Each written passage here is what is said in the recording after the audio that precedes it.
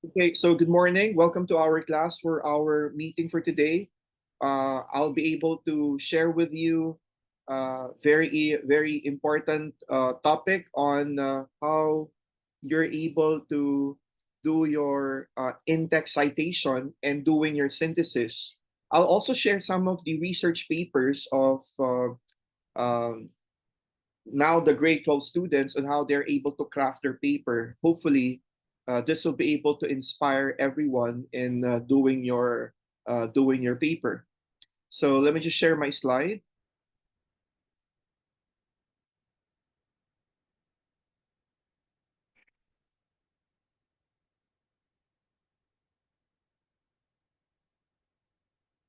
Okay, so as you can see in the slide, we will talk about in-text citation. Ito yung palaging binabanggit ko sa inyo, no, that you should be careful in terms of how you're going to be able to cite the author that you will actually get from the journal articles, thesis dissertation, from news articles, from blogs.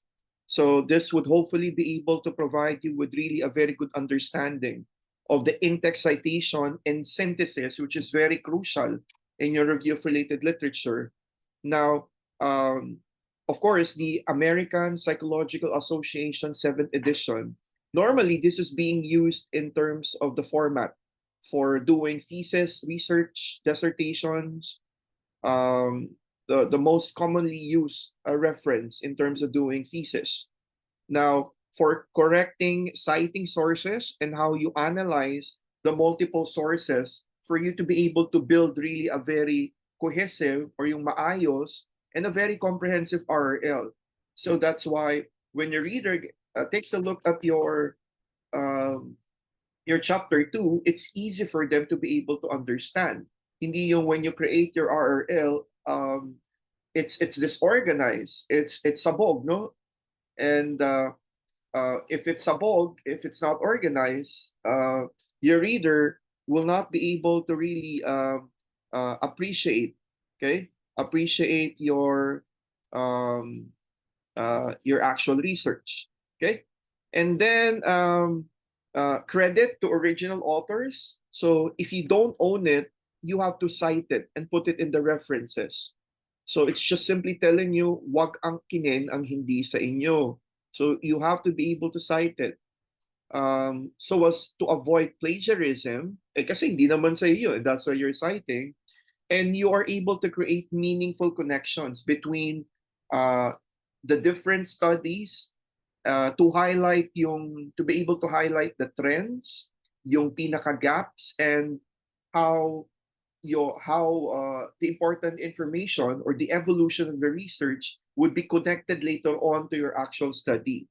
So I'll be giving examples uh, for you to be able to gain the skills to construct a well-organized and a scholarly review of literature. A review of literature that is not just cut and paste, that is not just getting it from, let's say, an AI generator. No, you have to be able to humanize it, and that's why I would check the RL answer grid, yung mga nilagay nyo doon in the actual paragraph form.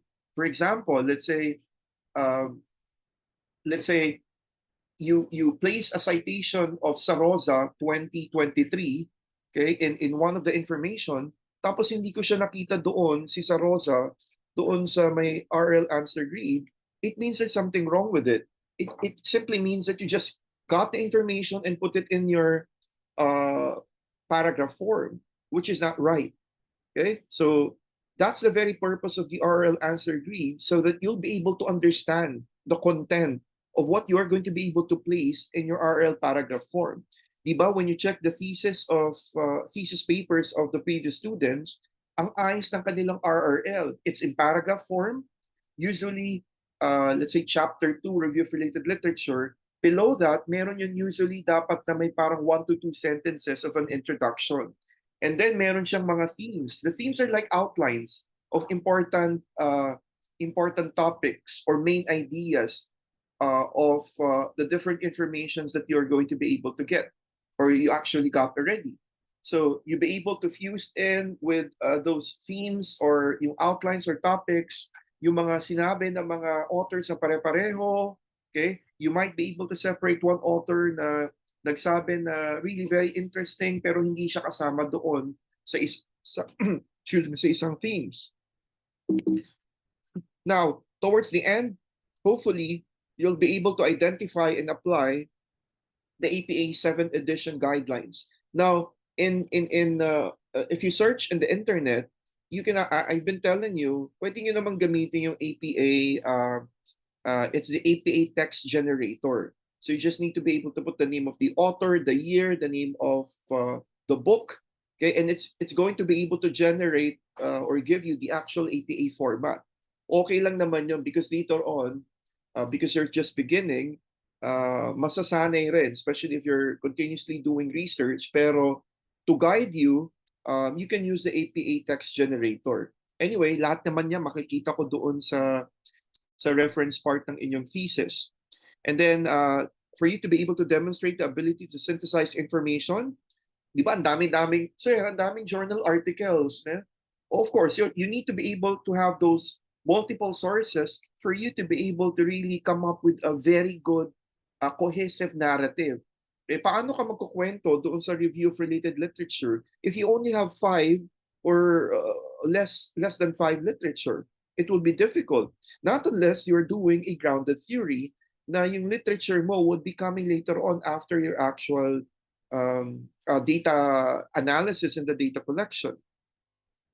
And then, you have to organize and structure review of related literature in a clear and scholarly manner. So, and ensuring, again, the logical flow and the coherence. So here are the steps in doing your APA 7th edition. I think this particular lecture, I've sent a copy already, no? But I'll be able to explain further. So the first one is how to identify the type of source. So of course, you have to be able to know whether the source that you got, is it a book? Is it a journal article? It's a website or another type of source. Example, Smith 2020, Jones and Lee 2018, Garcia et al, meaning merong 2 or more authors. That is why you use et al.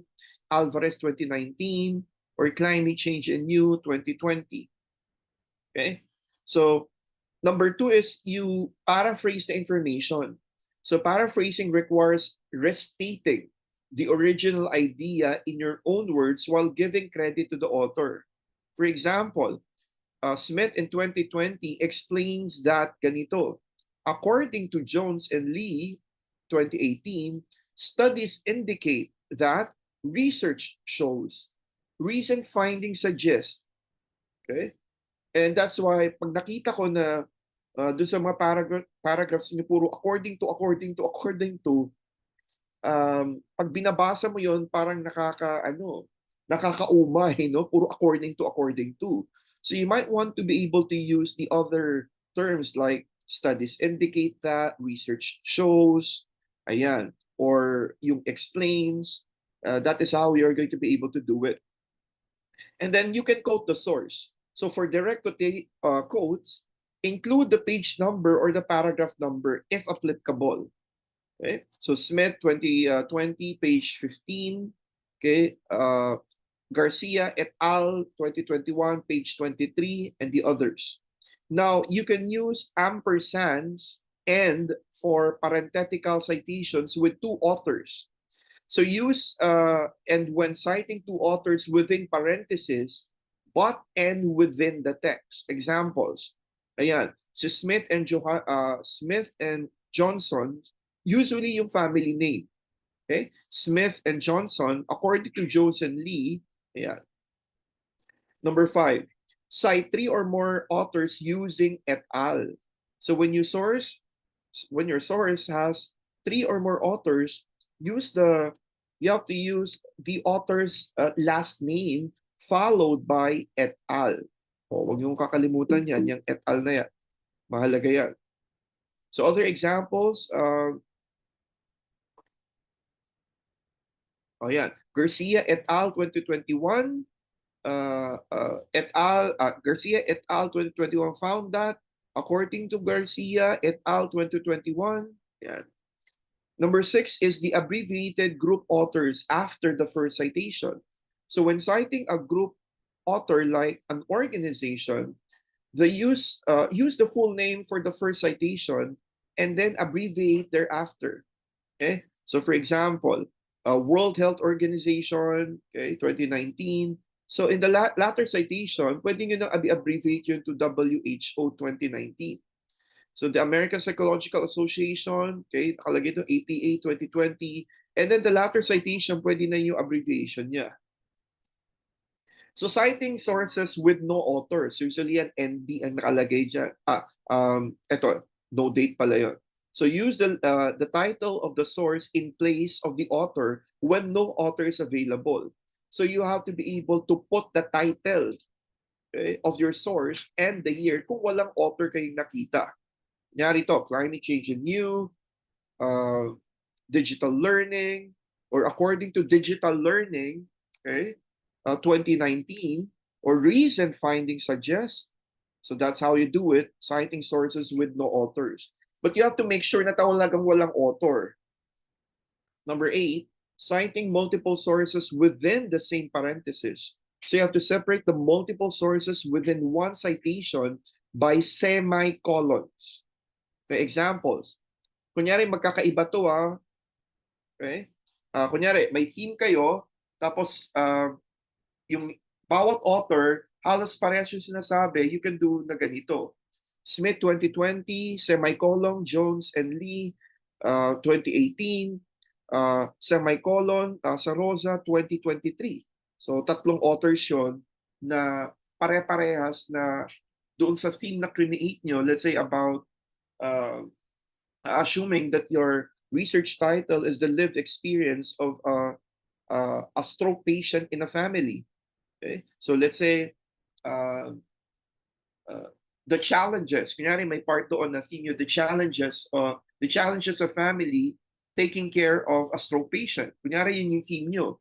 Okay, so under nyo, kunyari tatlo yung author na nag-inform sa inyo about the challenges. So ano nyo doon, kunyari you're going to describe it, Smith 2020, semicolon, Jones and Lee 2018, semicolon, Sarosa 2023, all shared the experiences and the pains of taking care of a stroke patient. Okay? And then number 9 is citing different editions of the same author. So if citing multiple editions of the same source, list each one with the year of publication. Okay, so Smith 2010, 2020. Okay, so that's how you do it. Now, how do you cite secondary sources? Ito yung sinasabi ko sa inyo. There might be information that wala dun sa journal articles, thesis, dissertations, or it could actually be coming from, kunyari, kay Jessica Soho in a news article. So, ayan, kunyari, so if you cannot access the original source, use the secondary source citation. So, Smith 2020 as cited. Minsan kasi may mga journal articles na kinuha lang yung information in another article. So, this is how you do it. Now, multiple authors with the same last name. So, use the initials of the authors with the same last name to distinguish them. Okay? O kunyari, kung parehas silang Sarosa, yung isa lagyan mo ng R, kunyari, yung isa lalagyan mo ng letter E. Kunyari, yung R na yon si Roji, tapos yung let's say E na yon na isang Sarosa, kunyari si Ephraim. Okay, and next is citing multiple pages from the same source. So when citing different pages from the same source, you have to use a semicolon to separate the page numbers. Example, Smith, 2020, you have the page number, pages 15, 25. Okay, Smith and Lee, 2018, pages 42 or page 42, and then comma and 50. Okay. Next, you have citing personal communication. For personal communication, let's say emails, interviews, or kunyari sinabi ng teacher mo, sinabi ni Dr. Takanay, ganyan, o cite them only in text, not in the reference list. Okay? So, yeah. Kunyari, J. Smith, personal communication, May 5, 2021. Yeah, personal communication. Yeah. 14 is citing works with no date. Ito yung sinabi ko kanina, ND. No? Example, use ND or no date when the source has no publication date. Smith, comma, N, period, D, period. According to Smith, open parenthesis, N, period, D, period, close parenthesis.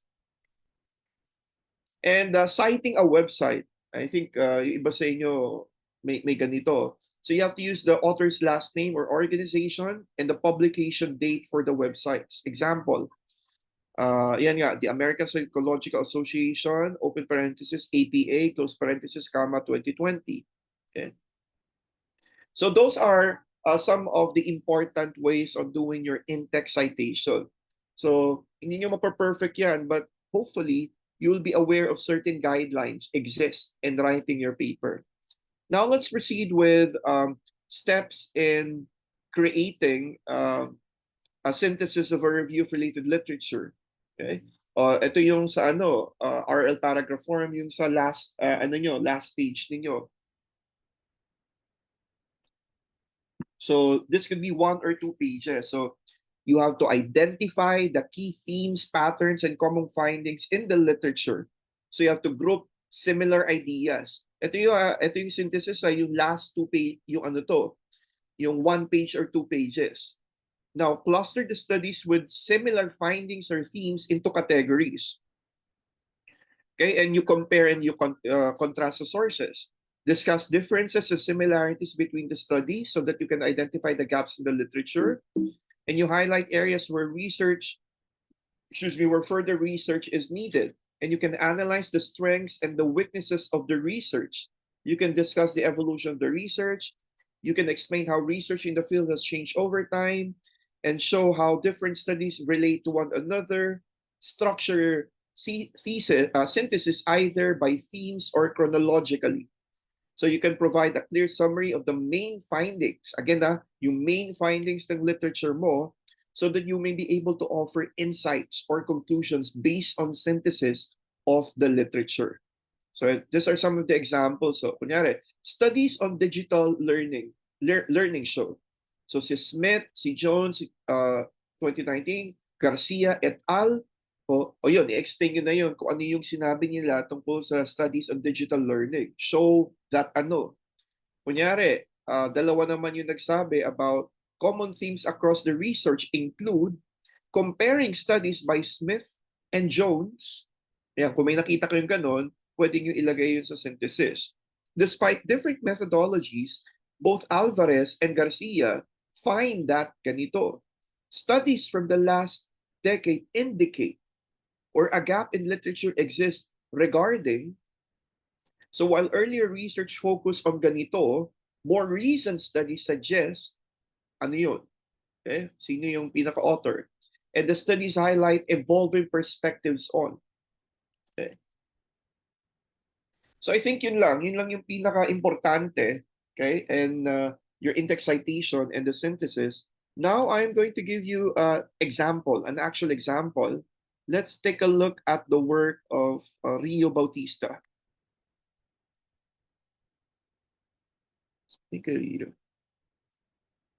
Wait, where is Rio's work? Ito. Okay, let me just share the slide.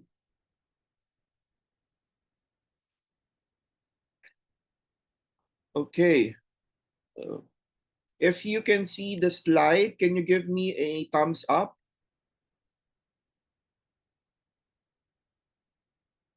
Okay. Okay, thank you very much. Okay, so you can actually see the work of Rio.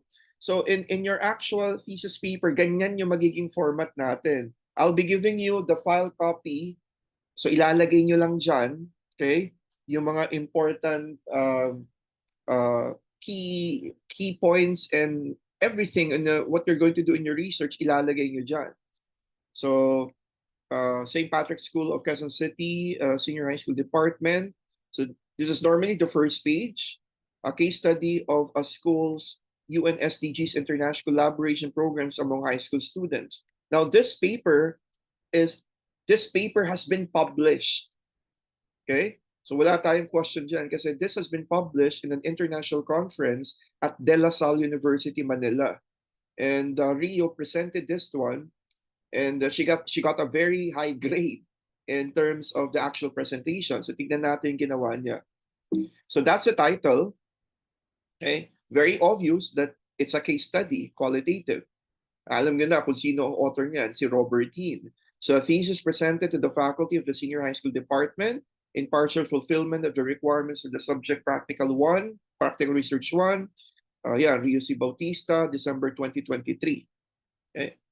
So, may mga ganyan, no? You will have your approval sheet. Okay? So, I will be your advisor. So, there's a thesis committee. Yung thesis committee would be the chairman. Okay? Normally, this chairman would be the panel. The main panel is coming from another university or a foreign educator.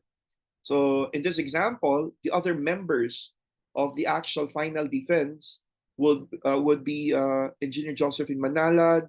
We have Dr. Kate Makalental also as part of it. And the panel of examiners, ayan. So, and then, of course, there would be an acknowledgement which you're going to be able to do later on rin. Okay? Ito na yung part na to na pag natapos yung nababalikan niyo yan. The acknowledgement, the title page. Okay?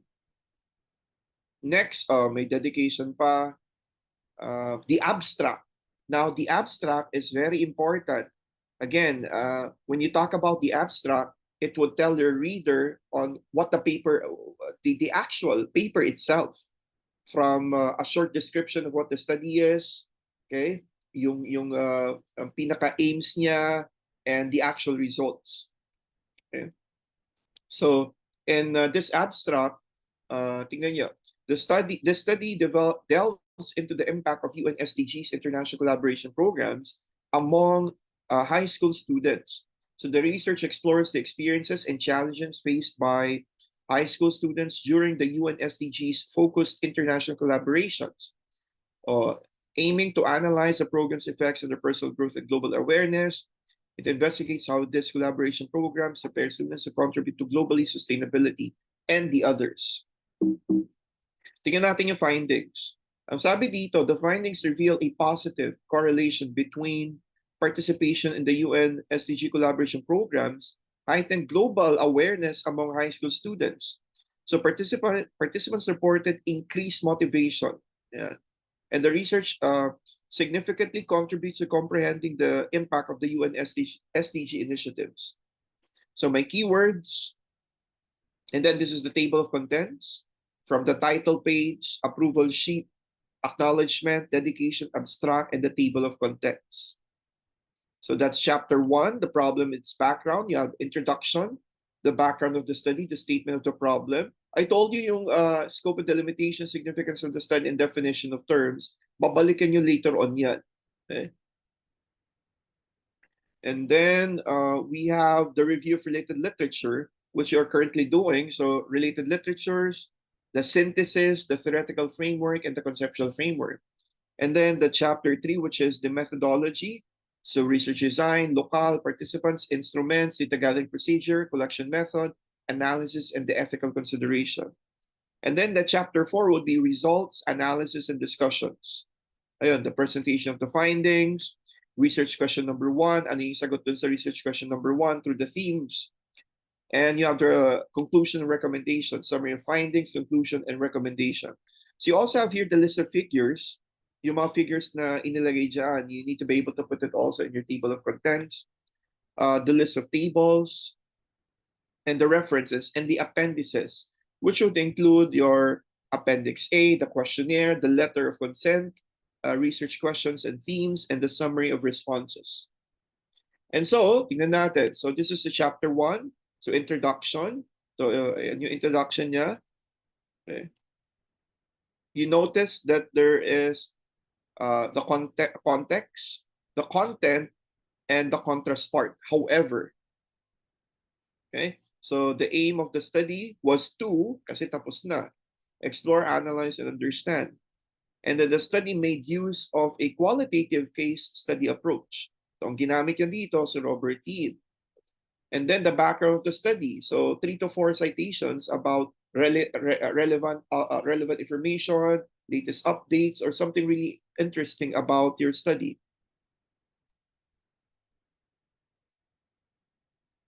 And then the statement of the problem. O ito, the problem of the study is that despite the increasing emphasis on the importance of integrating, there remains a lack of comprehensive research and empirical evidence regarding the impact of a school's UN SDGs international collaboration programs among high school students. And then, preceding that sentence is a citation telling us readers na may ganyan talagang problema. Okay? What students take away in terms of knowledge remains unclear. Diba? Ang linaw. And then the purpose of the study, and then the problem of the study was answered by the following research questions.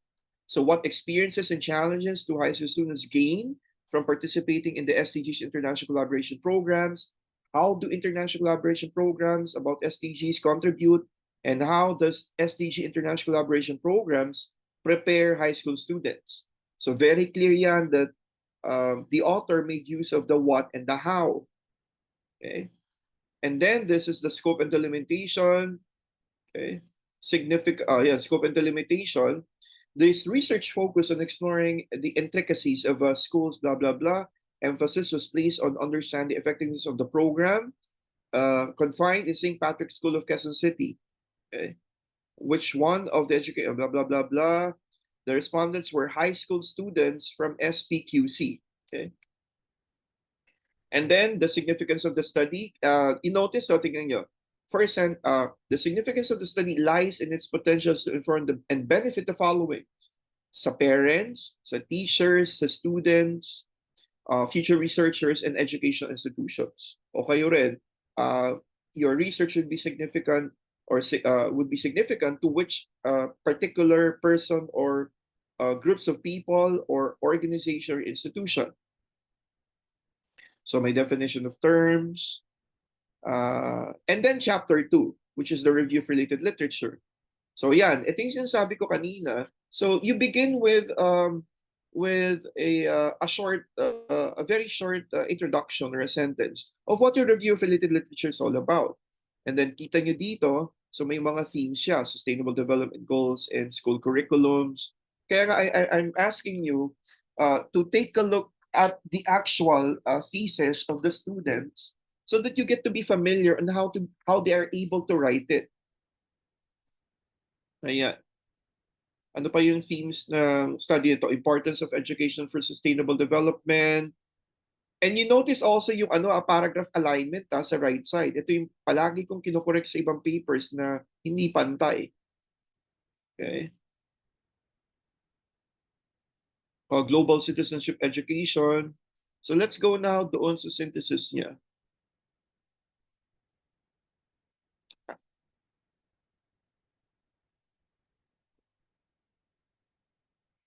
Ayun. So, sa synthesis, ayan. Ayan yung synthesis niya. So nga, this are 3 or 4 pages, but you can actually do it into 1 or 2 pages. And this is the theoretical framework. So yung theories niya was stated here with a citation. 1, dalawa, transformative learning theory. Okay, so dinescribe niya lang.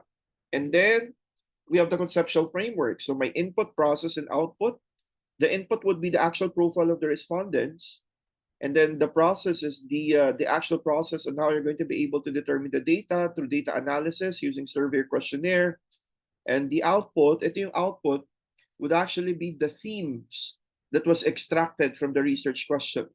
So figure 1, conceptual framework, explanation of the illustration below. And then you have chapter 3.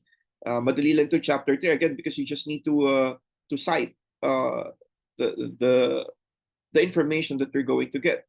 So sinite niya si Creswell, si Yin, and the locale of the study, participants, o in-stated dito that she used the purposeful or purposive sampling technique. And then you have the instrument that was used, data gathering procedure. Actually, dapat dito may table dito. But what she did was the instrument, okay lang naman. Data gathering procedure. Okay. And then, ayun, the data collection method is nasabi ko na in columns. Okay. Then the data analysis, she used the thematic data analysis by Braun and Clark. And the ethical consideration, okay, usually mga 2 to 4 paragraphs, okay, of how you're able to ask permission from your participants. And then chapter 4, the results analysis and results analysis and discussions. So yun na yung presentation of findings. Okay. So yeah, research question number 1. Tapos ano yung theme na nakuha nila? Ayan, positive experience and learning through challenges. Tapos may direct quotation. Ayan. R1 and R7 highlighted. Ayan. And then,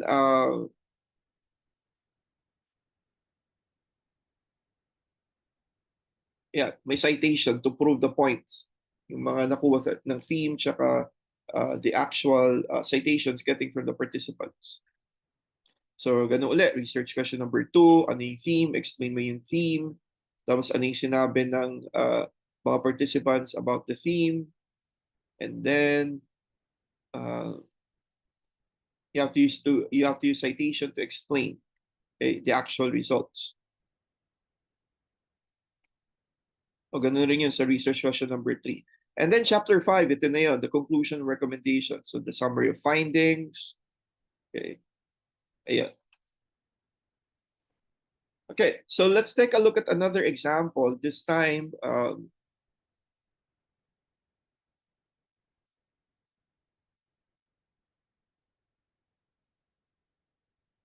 this is an example of a case study, okay, conducted. Actually, ABM student ito si Patrick Gomez. This was in 2021, and he presented this paper, actually published also in a research conference conducted by De La Salle University or De La Salle University Dasmariñas. So a case study of teacher technical competencies in an online distance learning system. Ayan. Actually, ang ginamit niya dito, the IMRAD model. Present lang yung introduction, the methods, the results, and the discussions. So we started with this one. Ito yung actual presentation in the IMRAD model, or the introduction, method, results, and discussion. So he started with a quotation, then the background of the study.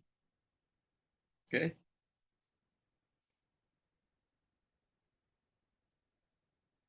The main problem, research questions.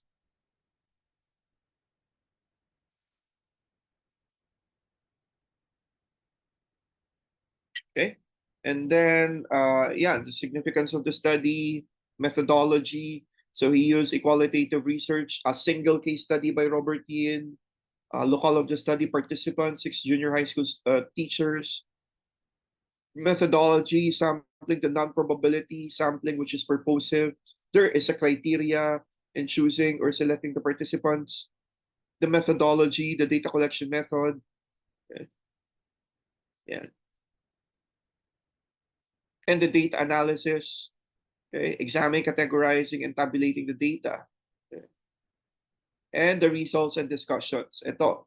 So yung codes niya, or yung categorization, codes muna, categorization, and the themes. So yun yung lumabas. Okay. So yun yung codes niya, kinategorize niya, and this is the actual theme.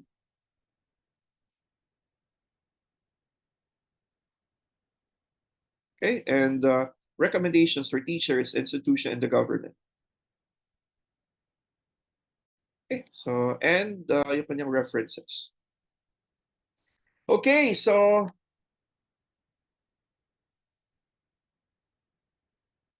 I think that's it for our class, no? Too much information, no? So I've given you, I have shared with you two actual papers by actual students, and also you can check on the YouTube of St. Patrick's School. Meron doon na yung pinakita ko sa inyo earlier on the actual preparation for their proposal defense done by the previous grade 12 students. So please, by tomorrow, I'd like to be able to see updates with regards to your actual research. Ha? Pakigawa na because we're running out of time. Okay? By Saturday, I need to be able to see already yung chapter 3. Okay? Sige. Let's take a photo all together as we end our class for today. Please switch on your cameras.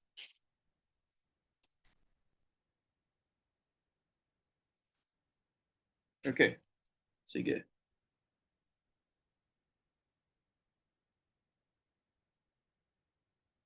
Okay, 1, 2, 3. One more. 1, 2, 3. Okay, thank you everyone. Please update your research. Okay, thank you. Bye everyone. Bye, sir.